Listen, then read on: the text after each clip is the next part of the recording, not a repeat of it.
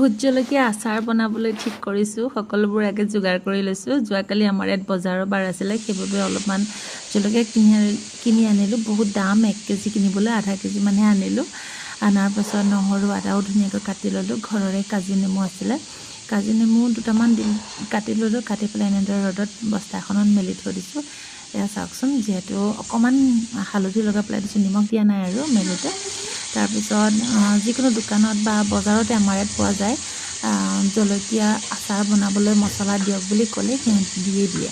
আমৰ আচাৰ বনাবলৈ মছলা দিয়ক বা যি আচাৰ বনায় সেইটো আচাৰৰ নাম লৈ পেলাই আপুনি যদি দোকানত কয়, মানে আমাৰ ইয়াত যদি আমি কওঁ, তেতিয়াহ'লে আমাক সেইটো মতে মছলা দি দিয়ে।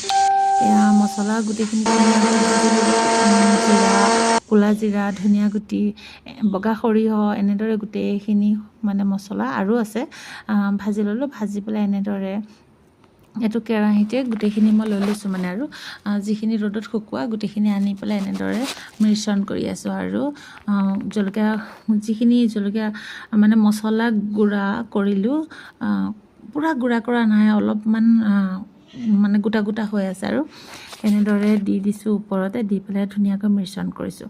মিশ্ৰণ কৰি অলপ সময় থোৱাৰ পিছত ইয়াতে মই কেঁচা মিঠাতেল দিছোঁ। কিছুমানে গৰম কৰি মিঠাতেল দিয়ে, কিন্তু মই অলপমান ইয়াতে কেঁচা মিঠাতেল দিছোঁ।